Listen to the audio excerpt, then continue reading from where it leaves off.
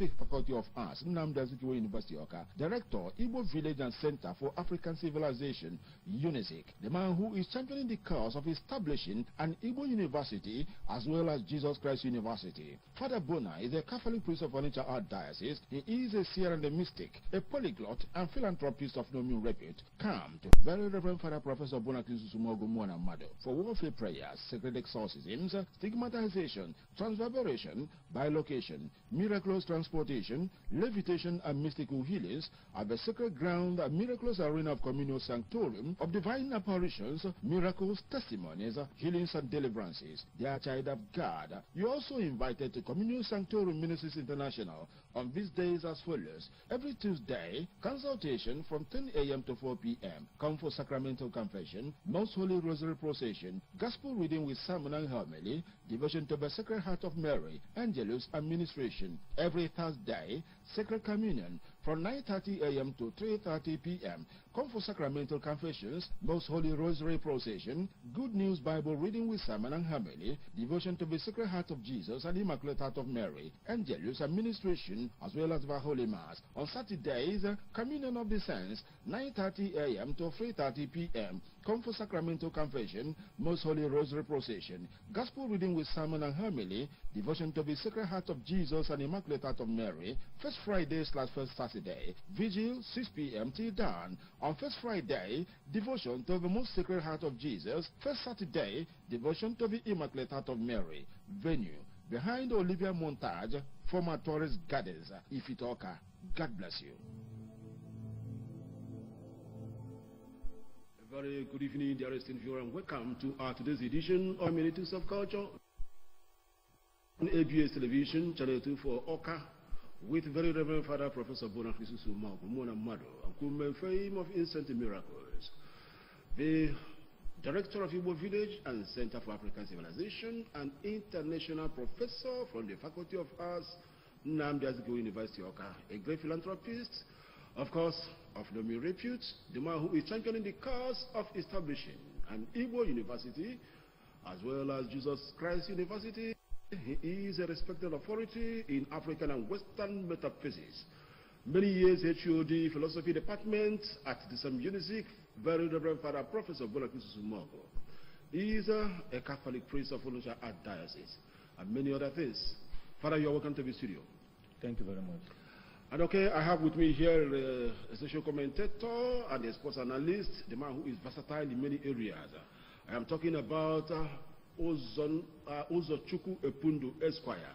Uzochukwu, you are welcome to our digital studio for the first time. Yes, thank you, Mr. Moderator. Okay, I am Jude Mascot Ubiagu, the presenter of this program. What we are going to talk about today is New Yam Festival and Christianity. Is it correct? Is it good that Christians should also celebrate the New Yam Festival? What is New Yam Festival? We talked about it in this, last week, and today we are going to go deeper, hit the hammer at the nail, hit the hammer at the head of the nail. You know, we are going to exhume some facts, but that has to do with Father Bona and Uzochukwu Epundu. So let me start with Father Bona. The other day, last week, you were talking about this geosphere of a thing, that a lot of things has to do with geosphere. Yam that comes from the bush or from the forest. I don't know, please, Modo, can you now descend on that area of what yam does, the medicinal advantages of yam, probably others, and then precisely on this geosphere, can you just get at it closer now? I will start with hermeneutics of culture. Hermeneutics is a very important art, and there is this new introduction of intercultural hermeneutics, principle of cultural hermeneutics from the intercultural perspective, where we can come together, and if there are aspects of the culture that are no longer doing good to Igbo cultural identity, we can use what you may call hermeneutics of rejection. We can reject such things, like the issue of killing of twins and ritual barriers. and all that. Again, you have hermeneutics of acceptance. When there are aspects of the culture, like Igbo music, Igbo names that are good, which would assimilate them and accept them. But if you have the hybrid area where you have a kind of confusion or mixture or mix-ups, there you can do a kind of purification. See, you eliminate the areas that are not good, and then you take the areas that are good. So I want to suggest this particular principle of intercultural hermeneutics as something that will help the Igbo world towards achieving what I may call a dependable cultural identity. Principle of intercultural hermeneutics, very important. I will still come back to that. Concerning what you said, I still remember one night July Juduafo, we talk to Ajuafa Akamobele. Ihe gbasara ji ọfịa, ekwu gbasara ọtụtụ ji, ma ji adaka, ma ji mgbada, ma ji mbona, ma ka na-agbo ji abana, when na-agbo ji abana. Mana ekwu ọtụtụ ihe gbasara uru dị na ji, n'uru dị na iri ji, ọ bụrụ ofu ife. Ji na iri ji bụ ọgbọ n'ala Igbo, ji na iri ji. Mana eri ji ọfụọ na ọdụ ka o mesịa wee bịa wee gbazokwa Igbo niile ọnụ. Ya bụ abịa na uru dị na ji gbasara ji ọfịa, ekwuru sị na n'ime ji ọfịa enwelu ndọrọndọrọ na-abụọ dị n'ime nchọrọ ka m wepụta maka ndị oke akwụkwọ na ndị ọkachamara, maka na aka na-adọị abịadọsobere a na-ese ọ na-eto. Ife a na-akpọ diosgenin, ife anọdụ ka ihe dị n'ime ji ọfịa, n'ụkwazị ọdụ ka afa ji ọfịa. Ekwaziri nke ọzọ bụ Dioscorea villosa. Ụzọ ife na-abụọ ka ndị Igbo kpọrọ ji ọfịa. Onweghị mmetụ aka gbasara Dioscorea bovifera na Ipomia batatas. Akpọ nke a ji nwannu, ụzọ ji na-abụ. Gaa na ejije na nke afọ ekwuru ọfụma na oge gara aga. Gbasara ji ọfịa, achọrọ m ka nhazie ife m chọrọ ikwu n'ụzọ na-anọ. Nke ize bụ na ji ọfịa na ọdụ ka abịa na uru ji bara, ọkasị nke gbasara arụ ike mmadụ na ọtụtụ ife mmadụ na-achọ n'ụzọ dị iche iche. Ọ na-adị nke ji ọfịa ka wee na-enye ife n'ụzọ dị iche iche. Ịga n'ọtụtụ ọgwụ a na-alụ mana China, mana Japan, mana Amerịka, mana Afrịka anya, ndị eji ji ọfịa arụ karịa ndị eji ndị ọzọ were alụ. Mana ji ọfịa nwere ofu nnukwute ife bụ ife ọ na-eme. Ọ na-afụ gbasara arụ ike nwoke na nwaanyị kasị na ihe gbasara ọmụmụ from imetụ aka ọfụma. Ya bụ ebe okịta nwoke ezuru oke na mkpụrụ dịka ka o si aga maka esi agụ ya ọnụ, ji ọfịa afọ ga-enye aka nnukwu gbasara ya. Enwere ji ọzọ, ji oko, ji na-esoda esoda na nyekwazi aka. Ebulu nwaanyị, ihe gbasara ma nsọ nwaanyị, ụzọ dị iche iche ma akwa nwaanyị, ụzọ niile o si enye aka, ji ọfịa na-alụ ya. Mana ji ọfịa abụrụ ife ị ga-eweli rie ka o si masị gị. Achọwa dị eri eri, mana o nwere ka esi eri ya. Abịa imi na-eri n'ụzọ esi eri ya n'ụzọ ọbụla. Mkpọrọgwụ ji ọfịa adịghị eri eri. Ọ bịa nwere ka esi ejie were alụ ọtụtụ ife. Ka m banyegoro na ife dị na ana Igbo na-adọrọ mma, ọtụtụ ndị na-enye ndị mmadụ ife a na-akpọ nsi n'ụzọ dị iche iche esi enye na ana Igbo. Ụfọdụ n'ime fa na-eji mkpọrọgwụ ji ọfịa were na-enye nsi afọ. Egwu na onwe ife na-eme na ana Igbo na-adọrọ mma, a nọgido ije n'afịa, efu mmadụ ka o jere n'afịa sisi mmanye ofu akpa ntu, kama ọ ga-amara gari ọmara akpa ntu ma mfe o ji akpa ntu eme, ma ọ mara ofu akpa pin, ma ọ mara isi agwọ, kọpụ isi agwọ anyị nọ agwọrọ agwọ, dịka isi abụọ ana akpọkọta ya kwụsị ya mmadụ aga mara ofu kọpụ. Gịnị ka o ji eme? Ọ na-eri ya eri. Ụfọdụ ife a, ife dị ka isi abụọ ana, maka na o nwere ụfọdụ agwọ ga-abụ ọ nwụrụ anwụ dị ndụ, ọ taghị etu o si aga na arụ ka o si aga. amata ụfọdụ isi agwa etinyetu ya ihe gbasara ụmụ ife nwesịrị isi dịka mgbọrọgwụ ji akwọ ya akwọ ọfụma. Ọ bụ na agasị anyị na mmadụ zọọ ya okwu ọ ga-eju onye afọ arụ ozugbo. Etinye ya na nri n'ụzọ dị iche iche fasi enye ya chọrọ ka ngosi na ife afọ a na-eme n'ala Igbo adịrọ mma. Ndị na-eti aka na iwere ihe tosiri ịlụ ọrụ ọzọ dozie wee na-alụ ọrụ adịrọ mma n'ala Igbo fakpachapụ anya n'ụzọ dị iche iche. Ka m gara ịgata aka na nke afọ gbasaziri ihe na-eme ka nwoke na nwaanyị nweta ihe ha chọrọ dịka ọmụmụ. Ji ọfịa ka o si emekarị ya bụ na iweta ji ọfịa afọ ị ga-edobe obido ịmaru amaru ya bido ime ka ọ na-ele ele. Na ụfọdụ oge onye chọrọ iri ji ọfịa egaghị eri ya oge ọ dị ndụ ọfụma. Ụfọdụ ndị ji ya wee na-alụ ọgwụ dị iche iche a ga-eweli ya hapụ ya o mee ka ọ marụrụ amaru. Oge afọ ka o ji enye ife a chọrọ. Ị na-anya ifu n'oge afọ ọ na-amaru o nwere ife ọzọ na-emenụ o bido ịpụpụta ome maka na ọ na ịhapụ ji ndị Igbo sị na ji eji echu aja ọ n'ọnwa egburu ọ ga-epuliri ome. O bidozie iwepụta ome ọfụ afọ na-abụ na ọ dịka ọ na-enwoghe arụ ọ na-amaru ọ na-enwoghe arụ. Ya mmaru afọ na nwoghe arụ afọ na-enye aka nnukwu n'ọmụmụ ife nchọrọ imetụ aka gbasara ji afọ. Enwekwazi ọtụtụ ife dị n'ime ụmụ vitamin dị iche iche. O bụkwazi potassium na folate. Ya bụ na ihe ọ na-alụ gbasara nwogha dị n'ime ahụ mmadụ ime ka ndụ si na ndụ pụta, ime ka ihe nwụrụ anwụ gara ndụ use n'elu, nke dị ndụ gara ọnwụ onwogha ha. Ya bụ ọ dị mkpa n'ugwu ka aghọta na ọ na-enye aka nnukwu na mkpụrụ nwoke n'ọnụọgụ ya na ka o si aga na akwa nwaanyị n'ụzọ dị iche iche ọ na-enye aka. Mana nwaanyị na-eri ya ene wee rite ife dịka mkpụrụ nke afọ, ọ bụ na ọ dị ime ọ ga-adịkwa mba ka ọ ghọta na ọ gaghịzi eriri ya na-aga. Oge afọ nwekwazi ike ife afọ bara na ọgwụpụga ya ụzọ dị iche iche bụ ụzọ o si alụ ọrụ ka m na-akọwa ife a.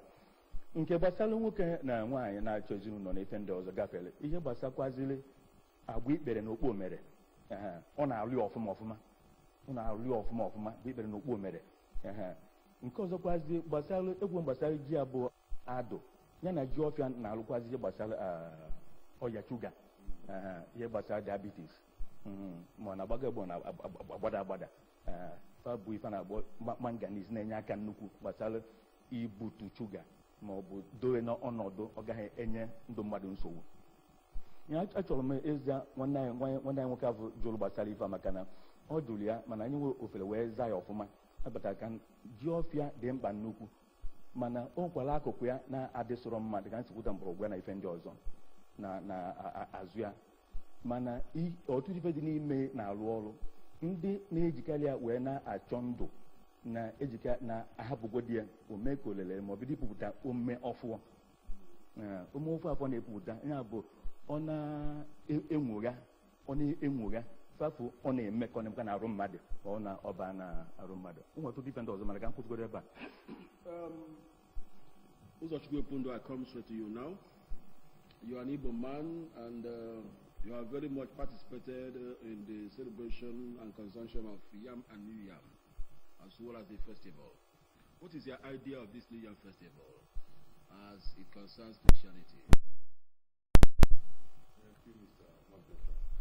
I think I will try to speak in Igbo because the professor here can speak English from here to London, and yet he decides to communicate in Igbo.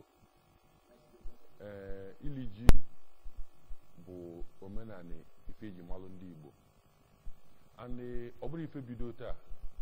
And another thing gbasatala iliji a, ọ bụrụ sọ na Igbo ka na-eli ji, na-eme emume ili ji na the whole West African countries bụ ndị eji ịkọ ji a, ndị bụ ndị na-akọkarịsị ji from Cote d'Ivoire to Cameroon.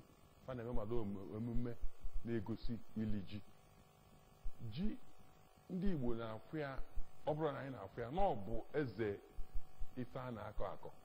O ife eji amata na nwoke siri ike, maka ịkọ ji adịrị ofele.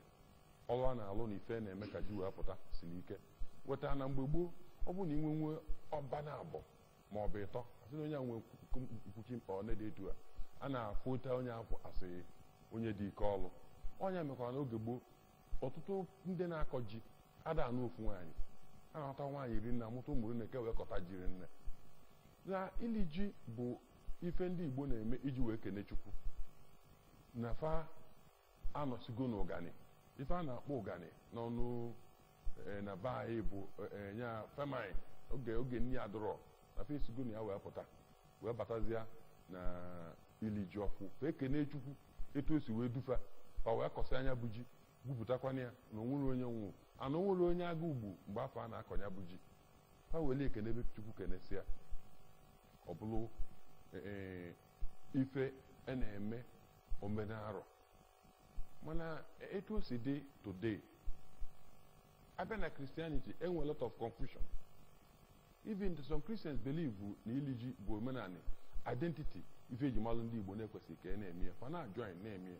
Some Christian organization si na fa ekwerọ, enwekwala ndị ekwetara na agba Christmas, enwe ndị ekwetara na agba Easter. But the question is this: kedu identity, kedu ife anyị bụrụ ndị mmadụ, kedu ife anyị bụrụ ndị Igbo? Ọ bụ na anyị si na anyị ama na-eli ji, oke anyị sobe ndị si na ama na-agba Christmas, anyị ama na-eme ili ji eji mara anyị ama na-agba Christmas, anyị ama na-agba Easter. Where are we? Yani ili ji bụ omenala dị tere aka. Ndị mgbe gboo, nna nna anyị fa anụrụ maka Jizọs Kraịst, mana fa anụrụ maka Chukwu, maka na fa mana Chukwu dị. O ji abụ onye gboo wenitere n'ọjọọ si Chukwu. So fa mana Chukwu dị na-efie through their belief of deities. Mana ewetagola message of Jesus Christ. Everybody chọzi ka ya na Chukwu bụrụ nna na nwa. Ọ abandonazia that deity mode of praising God. Folozia ya, ilu n'obodo m, a na-eme emume ili ji, a na-akpọ fada, kpọọ ụkọchukwu, kpọọ ndị born again, anyị mee ife a na-akpọ interdenominational service. Emebi emesịa, igwe wee kene Chukwu. So this time around, ọ bụghịzi mgbe kedu obodo kịta akwa na-aba chọọ ichi igwe asịsị gị ya na alụsị ka amala onye alụsị wepụta. Alụsị ede wepụtazi igwe kịta ahụ. Ọ ndị obodo na-atụ vootu ma ọ bụ olu leda ruo fa wepụta onye ga-abụ igwe fa. Onwezi igwe na-agba chọọ iri ji kịta o jebe na alụsị, onwezi onye na-eje na alụsị. Ya na afọ m ife dị njọ na anyị bụ ndị Igbo ga na-emedata omenani na bụrụ ọsọ na be anyị ka ọ dị. Itekie rekọdụ from Cote d'Ivoire to Cameroon, ewe a lot of most of them na-emegbado emume ili ji. Fada Bona, ịma na enwe onye kpọrọ n'oge gara aga dịka ọ na-eme ngagharị iwe n'iri ife alụsị, mmekwa ịgọ mmụọ, maka ndị ụka ukwu mmụọ ka ha na-agọ ife alụsị. Ha sị na iri ji bụ ife alụsị, na bụ ihe apịrị apị na ọ dọrọ mọrọ dabara. Nwezi ike ịbakwu n'ime kịta iji wee nye ọha na eze na-ekiri anyị n'onyonyo nkọwa ife kpatara na iri ji ejighị wee bụrụ ife alụsị. Igbo ndị ọma na-ege ntị, nke izi a chọrọ nka nkọwa na ọ dị mkpa nnukwu ka enwee ihe ejiri mara Igbo. Abịakwa n'ihe enwere ike iji mara Igbo, ọ dadịkwa nka o ruru ji na-etosi iji wee mara Igbo, maka na ji bụ isi nri n'ala Igbo. Ji bụ isi ji bụ agwa gana ji, ọdụ ji bụ atụpụ a n'ahụ ndị mmụọ. O ji abụ ọ bụ na ahụnye ji n'ọkụ, onye gbosi wepụta ka anya ahụnye ihe ọzọ, a na-esikere ọzọ ga-ahụnye gị aka ji. Ya bụ dị mkpa n'ugwu ka o nwee ofu oge Igbo niile, ma ndị nọ n'ofesi ma ndị nọ n'ala Igbo ga-agbakọta ọnụ, ọ na-azụ na-ewu na Igbo na-eri ji na abịarie ji. Ụdị oge a ka enwere ike iji sị ka sit down at home. Igbo sit down at home. Or iri ji ketozi ji na-eme ụdị ife afọ. Ụfọdụ ndị mmadụ na-ekwu na iri ji bụ ife alụsị. Egwu na enwere nghọtahie na ihe bụ omenala na ihe bụ ọdịnala. Ndị mmadụ na-agatọkọ ife afọ agatọkọ. Onye ka anyị na-esegasị ka mmadụ ma ndị mmadụ ọ na-ewutekwu na ụfọdụ ndị tosiri mmakwu na amarọ ndị tosiri ịma ife agụrụ akwụkwọ amarọ okwu n'onwe dị iche na omenala na ọdịnala fana abụ abụrụ ofu. Ihe kpatara ndị mmadụ ji akpọ iri ji na ife alụsị tiri isi na ife a na-akpọ ife ji ọkụ, ma ekwunsị na ife afọ bụ ji ọkụ ndị were akpọ njọkụ. Ị na-akpọ ahịa ji ọkụ na-akpọ ife ji ọkụ. A na-ekwu gbasara mmụọ nwe ji, ọ bụrụ sọ ji ka o nwe mmụọ afọ nwe ji nwere ọkụ nwekwazi owuwe ihe ubi na-abụrụ sọsọ ji. Achọghị m ịba n'ihe gbasara mmụọ afọ, mana ọtụtụ ndị mmadụ na-eti iri ji isi na ihe gbasara ife alụsị bụ gbasara mmụọ a, maka na ejiji achụrụ aja. Ya bụ abịa n'ala Igbo tupu aba ịkọ ihe n'ọnwa ọrụ, a ga-ebu ụzọ were yọọ mmụọ a nwe ji, yọkwazie aja ana aka ọbara, yọọ ọfa ka ife ọ ji esi na ọ bụrụ na ji dị ji kọrọ emere eme o siro n'aka o si n'ụgwọ ana siro n'ụgwọ ji ma ụgwọ dị ji. Ya ụfọdụ mmụọ dị iche iche tupu ụka abịa a na-ayọ ka mee ka ife a ga-akọ ka ọlụ a ga-alụ gị ọfụma. Emesịkwazi asị ijebe ikene nakwa ikene olugwa n'ọnwa ihe ji ọkụ oge a ga-ewe ihe ubi a ga-ekenekwafa. Ya bụ ọnọdụ ka nwanne si wee kwu n'ọhịa gbasara inye ekene, mana inye ekene a tupu ụka abịa a na-emeri ya aja ana na-emeri ihe ji ọkụ na-emekwule Chukwu adịkwa mma. Mana emechazie oge ụka bịara ịfụ na onye ọbụla nọzi n'okwukwe. Onye ka m ji ekwu na ka onye si tụpụla na ka ga-esi wee chụọ aja. Iri ji n'ala Igbo etosiro ịna maka na mmadụ agaghị akpa ejirimara ya na ejirimara ihe ọzọ. Mana ife dịzi mkpa kịta bụ kedu ka a ga-esi wee iri ji a ka o nwee ike ghara ibutere anyị okwu na ụka. Ekwuru nsị na aka na-eche oge a ga-enwe mgbe akwụkwọ na-adị ite ji si n'ala Igbo. Ndị omenala ga-abịa, ndị ụka ga-abịa, ndị gọọmenti ga-abịa, ewee mee ife a mkpọrọ intercultural hermeneutics. Ife afọ asụbụnya n'oyibo ka mgbado ya na Igbo kịta. Gịnị ka a ga-eme? O nwee ihe dị na omenala anyị na-adịrọ mma ewepụ n'ihe. Ndị ụka sị wepụrụ nke a, ndị omenala sị wepụrụ emegide abalarụ n'ute.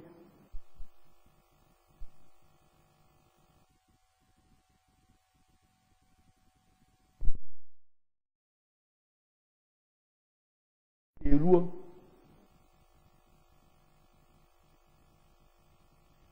n'obodo tupu gafee ọgụrụ ka ndị ọbụla iribe ji n'ụdị okwefa si were nye tupu oge nke abụọ eruo. Onye ọ na-eribe ji ka okwe si wee nye. Egwu nsị na ị gaghị etiri ndị ụka iwu na fa ga-ebute ji na okwu ife ji ọkụ ma ọ bute n'okwu ana ma ọ chụọ aja mkpi na ife ndị ọzọ. Mba, ndị ụka abịagaghị etiri ndị omenala iwu ha bute jifa na unu ka a gọzie efa. Agbakọnọ dịka o si wee kwu ya ụfọdụ a na-agbakọnọ nwayọọ nwayọọ. Ọ dị mgbakọ na ka etosiri agbakọnọ ewere uche were kwa ụkwara wee bụrụ ofu. A na-asụ n'onu ka akwazi ụkwara anya bụrụ ofu. Igbo kwazi ụkwara ka ụkwara afọ wee bụrụ ofu. Ya bụ ihe gbasara iri ji na iri ji bụ ọgbọ n'ala Igbo, mana iri ji ọfụọ bụ ihe mesịa wee dapụta wee zuo Igbo ọnụ. Abịa na-ekwu sị onye nyere Chukwu ekene, nyere Jesu ekene na o nyere aka ọlụta ọrụ owe ihe ubi mara mma lụọ ọrụ ọgọgọ ọfụma. Onye a dịka onye na-eso ụzọ Jesu mere ọfụma, o mere ọfụma nwere ga-anapụ ya ugwe dị n'ime. ofu ife dị mkpa nnukwu ugbo tupu o ruo Igbo niile ịgbakọta ofu ebe rie ji nwekwa ihe na-akpọ holiday. Ana m ekene Chineke na ụfọdụ na-ekwu gbasara na ife alụsị na ife ndị ọzọ si ga-ekenekwe ndị ụka ewepụ ndị ụka wụta Krismas wụtakwazi Ista na ife ndị ọzọ gịnị ka a ga-eji mara Igbo olu Krismas a na-anasị Igbo na ana ma Ọgọst meeting ụka tinyere ife niile afọ Igbo ụtakị na ofu nkeba ya bụ dị mkpa nnukwu ka enwe ejirimara Igbo iri ji dịka ejirimara Igbo Igbo bụ Igbo ezuo rie ji bụ isi nri n'ala Igbo ya bụ aga m emetụ aka o nwere ụfọdụ ka na-ekwusị ọkwa na agbakọ mesịa ụfọdụ ndị mmadụ ga na-atụsa mmanya n'ala ma ọ bụrụ ife na-eje n'okwu alụsị na ife ndị ọzọ eka na-ekwu ndị na-eribe ji na ndị omenala na-eri ji ndị ụka ngwazi ka iri ji nkeba na ụdị ụka ife na-ekwu maka ekwukwasị iri ji ihe dị mkpa bụ na a ga-eri ji ụdị esizi rie n'ụdị okwe dị iche iche na-eji nke aka iche mana a ga-erikwe ji dịka ife ji mara Igbo a ga-eri ji maka ndị a na-ekwu na si eri na ji fa na-eri ji na befa ọ bụ na eri ji ife alụsị nke afọ ị na-eri na be gị onwere ife dị iche na ji afọ na ji nke ọzọ a na-eri ma agbakọta na ogbe ma n'obodo na ife ndị ọzọ niile ya bụ aga m ekwusị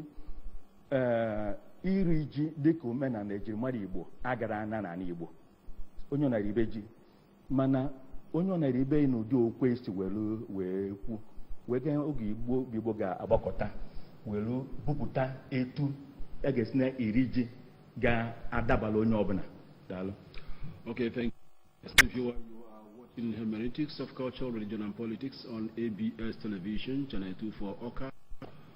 With me here in the studio, very Reverend Father Professor Bona Christus Umeugo, and also I have Epundu with me here in the studio. That is Uzochukwu Epundu, the social commentator, is also right here with me in the studio. Any moment from now, we are going to open our lines for people to call and ask their questions. Just before that time, let's take a message from our sponsor.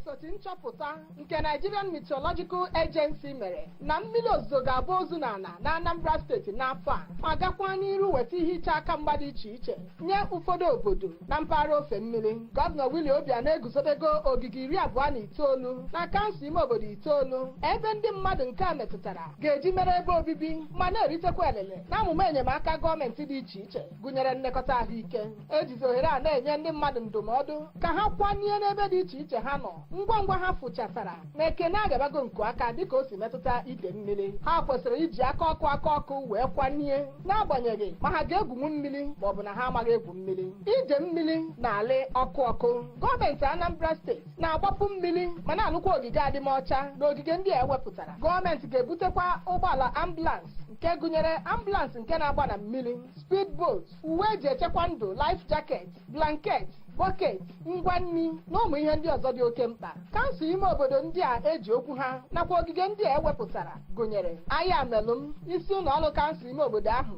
Omo Health Center, Ifite Ogwari Health Center, Skill Acquisition Center, Health Center Ịgbakwụ, Ụmụeje. Nke a bụ maka ndị ga-esite Anambra East na Ayamelum. Anambra East, isi ụlọ ọrụ kansụl ime obodo ahụ na Father Joseph Memorial Secondary School Aguleri maka ndị ga-esite Anambra East. Premier Primary School Aguleri, Umueri General Hospital, Unity Primary School Umuoba, St. Augustine Umuoba maka ndị ga-esite Anambra West. Ọgbaru, isi ụlọ ọrụ kansụl ime obodo ahụ, Central School Odekpe nke kansụl ime obodo ahụ lụrụ, St. James Anglican Church Odekpe. Onitsha South, isi ụlọ ọrụ kansụl ime obodo ahụ na Township Stadium.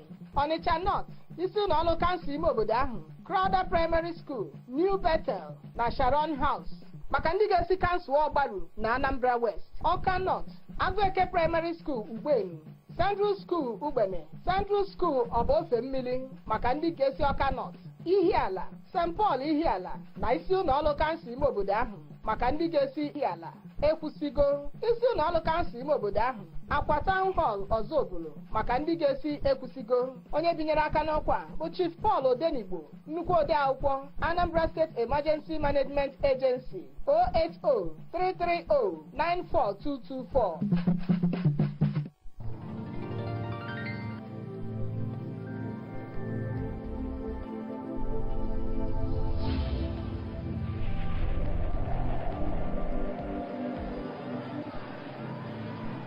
Dear child of God, you are watching the Kingdom of God and Igbo University program with Very Reverend Father Professor Bona Christus Umeugo, Bona Mado, the pioneer director, Igbo Village and Center for African Civilization, University, Awka, Anambra State, Nigeria. Is a professor in philosophy and a respected authority in African and Western metaphysics. The man who had authored many books in philosophy and many other parts, Father Bona Christus is championing the cause of establishing Igbo and Jesus Christ universities. An expert in theodicy, logics and mathematical philosophy, a supremely intelligent genius of Christ and spiritual master, a Catholic priest of Onitsha Archdiocese, father, founder and spiritual director of Communion Sanctorum Ministries International. Come to Very Reverend Father Professor Bona Christus Umeugo, Mona Mado, for warfare prayers, sacred exorcism, stigmatization, bilocation, transvibration, miraculous transportation, levitation, and mystical healings.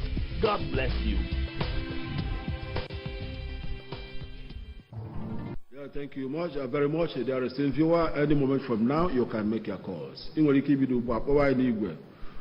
Joy fee will you Joe, more if you chole Joe. We have a salify no Kumakieba. Okacha send this in Iliji, bo if Alose Kobo. Mother born eba. Okacha say Father Bona. How coach him? Ekawaloga Fuma Kegota. If you get it by a bo, nobody no. Manover Negabo. Eba to download volume TV ihe onyonyo ịmana eso Igbo siri ike akara ihe dịkwa bụ 070 627 24192 ọzọ 070 627 24192 asị ka akpọwa ya n'Igbo mgbe ya ezigbo nkete asaa nkete ọ na-egbu oge nke ọzọ bụ 090 729 I will go in and acquire. Hello. Hello. Can I find an ABC? Good evening. Yeah, good evening. Chinaza from Agolo. Chinaza Agolo. Chinaza from Agolo. You can job, I also found me a Bujonia. I'm having a Bujonia. You can wait to come up there and about your last one, you can Geoffia.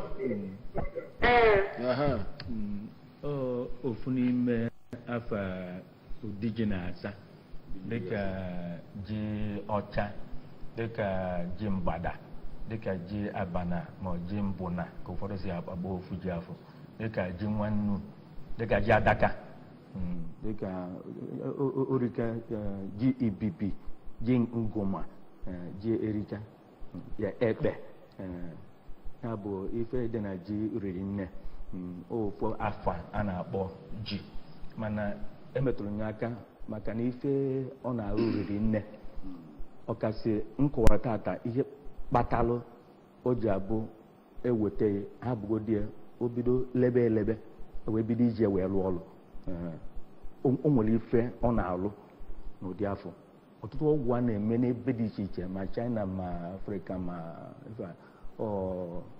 ụsọ na ji eji emekarị ọgwụ kasị ọgwụ gbasara arụ mmadụ kasị nke a chọrọ ka ndụ sikwa na arụ pụta ndụ si na arụ wee pụta bụ nke ihe akụkụ arụ na-ada alụzi ọrụ ọfụma achọ ka ọrụkwa ọrụ ọfụma ka ụmụ gali alụkwa ọzọ ọrụ ọfụma na ife ndị ọzọ gasị ọ na-alụgasị enwezikwa ka ọ dabazikwa na ihe ajụ ofu okenye n'obodo enwe ofu okenye nọ gosi ya ma ọ bụ oge ọzọ m ga-abịa eweta nya gosi ndị mmadụ enwe etu ọzọ na-abụrụ asị na ị na-egosi nwata awụ n'okwute ị na-emetụ ya aka maka na okwute na awụ na kedu afọ gị na ebe isi akpọ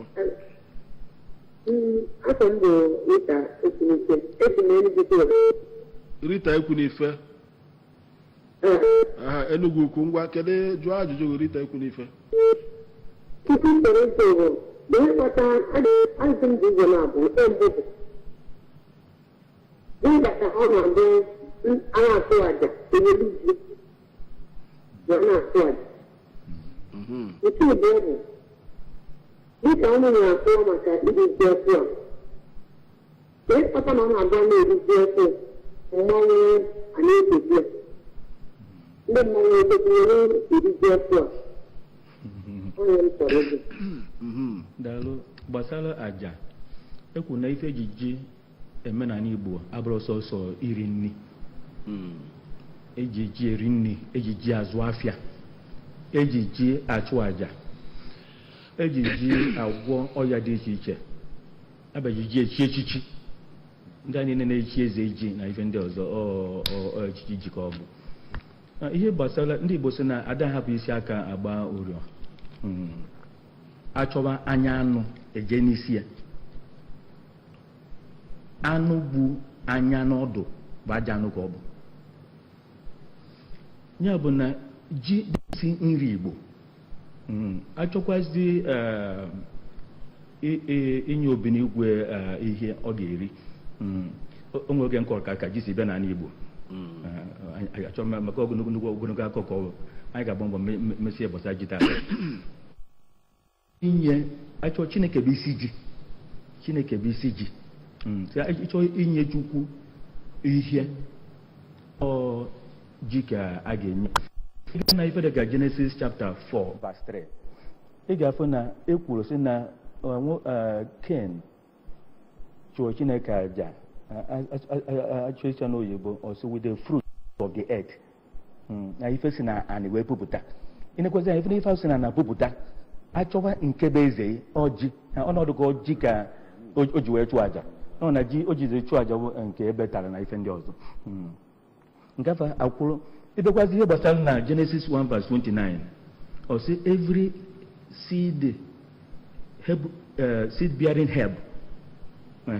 Ifu na yam is a starchy tuber with a long trending vine or stem. Now there is the herb and there is the seed. Achọ nka nkọwa ihe kpatara eji eji ji achụ aja. Aga m emetụ aka na ife ọzọ dị mkpa nnukwu ife a na-akpọ ji ịgba ọbara. Ji ịgba ọbara n'ala Igbo. Ọ kpatara eji eji ji wee achụ aja. Adị m ekwusi were ji gaa chụwara ya eji ọkụ aja. Nke ahụ tupu ife na abụọ. O nwere Igbo na-eje ụka, nwe Igbo adịghị eje ụka. Tupu ụka abịa, Igbo na-achụ aja na-achụrụ ma eze enu nke eji ji na-abọ na ofu ọkụkọ were achụ. Igbo na-achụkwaziri aja na-achụkwaziri ha eji ọkụ. Mana ọ na-adị nka ebe ụka bịagoro ịnekwazi anya na ọtụtụ aja ebu eje n'ụlọ ụka dịka onyinye ji na-adị ya, ọkọ na-adị ya, mana nke afọ efu na a na-erunyeziri Chukwu na-erunyere Jesu. Ọ bụzighị aja na ka na-erunyere nke a na-erunyere ife ji ọkụ, nke a na-erunyere ife ọzọ. Ya bụ na ka onye si otu wee si ebe atọ wee chụọ aja gị na-ewu ji ịgba ọbara tupu ife epuo ife afọ ga-anwụrịrị. Ọ bụrụ na mkpụrụ inine anwụrọ ọ gara epunwu. Ya bụ ọnụkọ dị ka nwụga ọ bụ na achọ ka ndụ ndị Igbo na-asị na ihe dị ndụ gara ọnwụ dagbunye ma na-ekpochi ya aja mana emesịkwa ọ ga-arakwa ndụ sikwa n'enu ọzọ. Ya bụ achọ ka enweta mgbanwe ọnọdụ ka oge a na-achọ ka ji bịa a ga-eri. A gwara mmeri si ya ma gịnị ya chụọ aja wee were orie nwaanyị wee chụọ aja ụkwa wee pụta eri ụkwa fụ na ụkwa eruo ka ji asị achụkwa aja ọzọ ka ịkpata eji achọ ka nwee mgbanwe. Ya oge na oge a chọrọ inwe mgbanwe ahụ ga-eme na ihe dị nne ga-esi n'ọnọdụ ọnọ wee pụọ. Onye kpatara ụfọdụ oge Igbo chọọ ịchụ aja na oge gboo a ga-egbu ife egbu. Because na ife dịka na theology ife karat berit ashereta de barin karat berit a ga-egbupụ ife ọbara. Oge Jesu chụkwara aja ọ gbara ọbara wee nwee ike wee gbanwee ọtụtụ ife n'ime onwe. Ya bụ achọchọ nke mmetụ aka na agba ji ewe ji chụọ aja gbaa ji ọbara o nwee ike weta mgbanwe nke ndụ n'ọnọdụ nke yo. Ụdị aja afọ nwoke esi etụnyere aja nke Jesu chụrụ. Jesu achụgo aja ọbịa dị mkpa nnukwu maka na ajụ a ọjọjụ miri emi. Oge na oge mmadụ were kịta ji na-egburisi ji afọ gburisi anyị gafuo ma ọ bụ tinye ofu anụ rụrụ alụ wee gwụọ ọgwụ ma ọma ife ndị ọzọ nke a adọrọ ka aja Jesu chụrụ oge Jesu chụrụ aja o zuru oke ọbụnagoro ọkpụ ya enwere nke gbajiri agbaji ya achọrọ nke mmetụ aka na oge na oge mmadụ were ifere gaji dịka ụfọdụ oge ekpokụ nnọọ mkpụrụ oji na ife dịka ji adaka emecha ụfọdụ ife n'ime enwere ike jiri ya wee mee ka ezinụlọ ghara inwe ike nweta mkpụrụ nke afọ ma nweta nwa n'ụzọ ọbụla ya bụ onye Igbo na-eme ụdị ife a ya kpachapụ anya na ọ dọrọ mma ọ bụ nke a bụ ife alụsị ọ bụ nke a ife ekwensu maka ọ bụrụ Chineke ụdị ji ga na-eri ya eri ọ bụrụzi iwezi ji gbanwezie n'ụdị ọzọ ọ ga-esi na egwu ndụ ya achọ nke mmetụ aka gbasara maka na ụfọdụ oge enwere ụfọdụ ife a na-afụgasị na ọdọpụta afọ ebe egburisiri ji tinye ife dị ka ofu anụmanụ kechie were ma akwa red ma akwa maka gbachisie dọba ya ma ọ berisie ji etu a wụsa achọrọ m ka nkọwa onwe ndị Igbo na-aga n'ụzọ dị iche iche wee ji achụ aja nwụrụ anwụ ha kpachapụ anya ị nwere ike irunye Chineke ji. Okay, Father, I think you've answered one side of the question. Then, Epundu, your people do celebrate their festival, and a lot of masquerade used to come out, and the viewer asked just a question as regards the new appearance of masquerades during the festival. Do you have any answer to that? Yes, Iliji, a very big event going on Bani. Because I know we find out more. So before you continue, let's know what this question is. Hello? Hello? Hello? On a ring, I know, yeah. Can I find you? Okay. Asambo in the mess. Everything in the apple. Onye? Yes, in the apple. Because can I find you? Bona. Why fago ozo? Why fago no people? Asambo in the mess. In the mess from Nri. Yes. Ngwa in the mess joajo.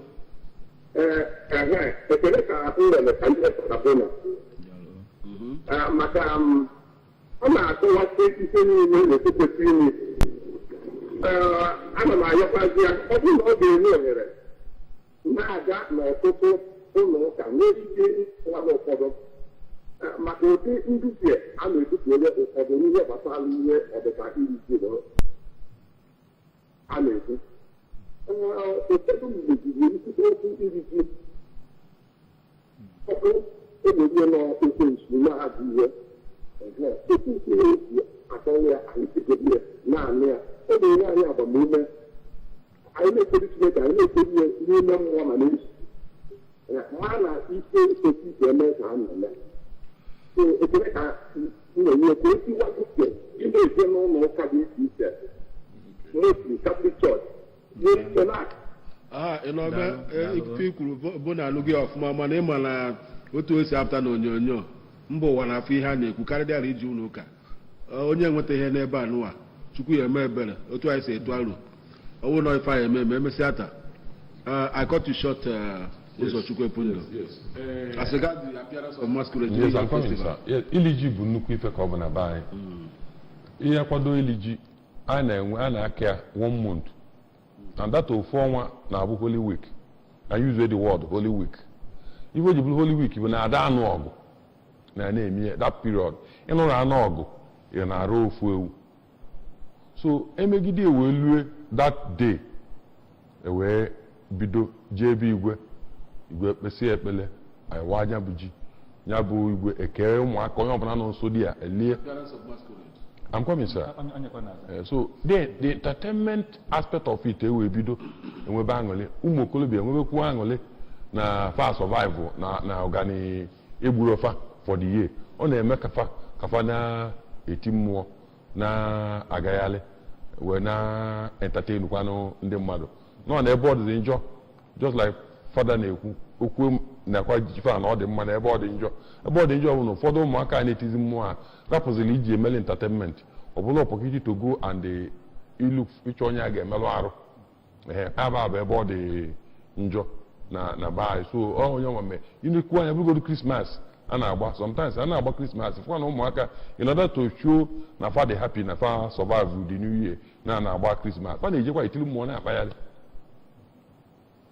But I want you to speak on masquerade and masquerading. Are there evil inside it? For Jordan and Mo. Honorable. Hello. Good evening, sir. Good evening. Can I find an ABC abo?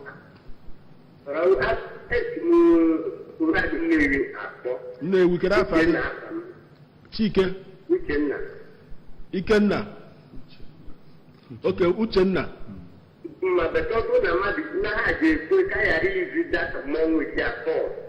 Uchenna from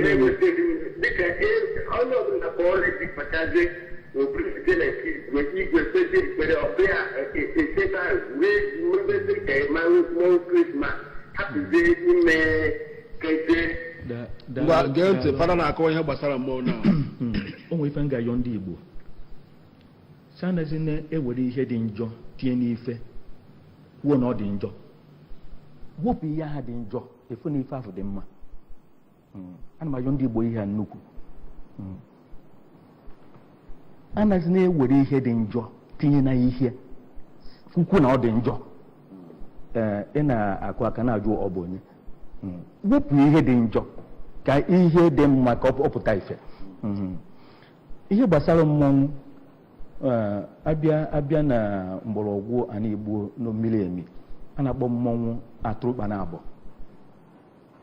ọ nukwute ihe ụfọdụ ndị okenye amarụ n'afọ mmọnwụ dị efe afọ mmọnwụ bụ ihe eji enwe obi aṅụrị onwe mmọnwụ bụ alụsị ma ọ bụ alụsị ma ọ ji ọgwụ ịfụ na mmọnwụ afọ abụrụzi sọsọ mmọnwụ ma mmọnwụ ji egbe na ọdụ mmọnwụ ji jide egbe ma mma see what people in now. Abuse cannot destroy use. That's the summary of everything. The abuse can never destroy or take away the use of something. It's impossible. Onye ji egbe eti mmọnwụ ya wepụ egbe na mmọnwụ ijiri alụsị eti mmọnwụ wepụ alụsị na mmọnwụ ife na mmọnwụ dị mma wepụ ọgwụ na mmọnwụ ma ife ndị ọzọ niile ya bụ ebe niile abụ ebe ihe dị njọ si wepụzi ife ndị afọ dị njọ ka ihe dị mma pụta ka ndị mmadụ nwee aṅụrị ndị mmadụ chọọ inwe aṅụrị agati ofu ife na bido ịkọ ife mmadụ amara ife ọ bụ ya ọ dị ana m ayọ ndị Igbo wepụsie na ihe dị njọ na ihe ka ihe dị mma. Okay, hello. Hello. Can I find a ABC abo?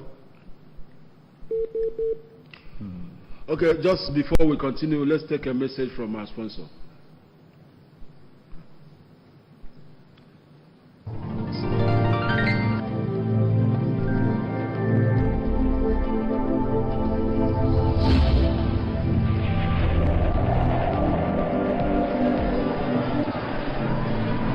Dear child of God, you are watching the Kingdom of God and Igbo University program with Very Reverend Father Professor Bona Christus Umeugo, Bona the Pioneer Director, Igbo Village and Center for African Civilization, University, Awka, Anambra State, Nigeria. The professor in philosophy and a respected authority in African and Western metaphysics. The man who had authored many books in philosophy and many other parts, Father Bona Christus, is championing the cause of establishing Igbo and Jesus Christ universities. An expert in theodicy, logics and mathematical philosophy, a supremely intelligent genius of Christ and spiritual master, a Catholic priest of Onitsha Archdiocese, father, founder and spiritual director of Communion Sanctorum Ministries International. Come to Very Reverend Father Professor Bona Christus Umeugo, for warfare prayers, sacred exorcism, stigmatization, bilocation, transvibration, miraculous transportation, levitation, and mystical healings. God bless you. Viewer, we are just drawing close to the end of this program, but the simple question I want to ask is, why is the New Year Festival celebrated, the significance and the importance of this New Year Festival? But Father Bona, I want you to tell us, is it not good that the whole Igbo people celebrate the New Year Festival on a particular day? I've already said that. The other area I want to stress will be this. Ndị Igbo si nọ mmetụta ka egbe ji enwe ọkụ. Abịa na ọ bụ na ndị Igbo na-eri ji, ọ bụ oge a ka a ga-eji nwee ụtọ nwanne afọ abụ abụ eme nwanne obodo agbakọ n'ọnụ kpaa ọtụ nkata gbasara ọganihu obodo. Onwe ndị jigasị ife mmalụ mma wee bata dịka ego dịka scholarship enyemaka na ife ewetegasịa ya bụ ọ bụ oge ọ bụ n'ezinụlọ ọ bụ ụmụnna ọ bụ ogbe ọ bụ obodo ọ bụ Igbo niile oge ga-eji gbakọ ọnụ wee mee nwanne agba abụ mmadụ tinye ọnụ n'ọtụtụ ife na-eme n'obodo nke a dọrọ mma ekwu na ọ dọrọ mma nke dị mma ekwu na ọ dị mma. Ndị ji ego enyere ụmụ ogbenye aka ekene Chineke rie oriri mara mma kpaa nkata ụmụ nwanne dozie obodo ihe abụ ihe ọzọ dị na iri ji dị mkpa nnukwu. Onwegasị ndị nwere ego eme donation eji alụ ọrụ n'obodo ọ bụrụ ọsọ iri ji. So o kwesịrị a na-eme sit at home ya bụrụ maka New Year Festival, something like that. Ekwugo nke afọ. Okay, there is still viewer. Father, I may want you to, number one, you pray for the Anambra and the BS. Number two, you pray, and then the next topic. Ọ dị ka anyị ga-aba na kolanut in Igbo tradition. Kolanut in Igbo tradition. Maka na ndị mmadụ amaghị ife ọjị. Gbasalụ iri ji aka m emeta aka gbasalụ nlọ. Onye lọrụ nlọ ebe ahụ nyere ji afọ lụọ ọkụ maọbụ ji afọ lee n'aka ya. Like yams and dreams about yams. Meka rapụ nke afọ oge ọzọ maka esi n'oge adrozi. O Chineke nna bụ onye ji ike niile egosi gị ndị Igbo bụ ndị ikele n'ụzọ pụrụ iche. Ekwene ka Igbo si n'ọba ji baa n'ọba ede. Ekwene ka agụ ugbuo Igbo maka na ewu nwụrụ n'ọba ọ bụrụ agụ ugbu ya ife ọzọ gburu ya. Gwena ayọghị Chineke nna nye Igbo amamife nye Igbo nghọta zuru oke. Wepụrụ anya ajọ ubi ofe obibi nsi imegide nwanne mmadụ ibu ndị mmadụ ebubo ịgba aka ebe asị na-emegide ọganihu Igbo n'ụzọ ọbụla na-esi eme. O Chineke nna anyị na-ayọ gị n'ụzọ pụrụ iche ka ofe rụrụ arụ zuru Igbo nni anyị azụgo n'onu sekwazi ụkwara ka ọ bụrụ ofu ka ọnọdụ Igbo dị mma n'ala Igbo dịkwazị mma na Naịjirịa dị mma n'ụwa niile n'afọ Jizọs Kraịst onye nwe anyị. Ka Chineke na-egozie unu nna na nwa na mmụọ nsọ. Udo dịrị unu. So in actual fact, the next we are going to do is kola nut in Igbo land. Kola nut everywhere. Okay, there is the viewer. This is where we draw the curtain on today's edition of Hermeneutics of Culture, Religion and Politics. I want to say a big thank you to very Reverend Father Professor Bona Christus Umeugo, the international professor from UNISIC. Thank you very much for coming. Thank you very much. And also my very good friend Uzochukwu Epundu, social commentator, sports analyst, the strong Epundu. Welcome once again and thank you very much for coming. Thank you, Mr. Moderator. Jude Mascot Obiawu, the presenter of this program, saying thank you very much. Wait for what Father said. Kola Nut, next edition. Until then, bye for now.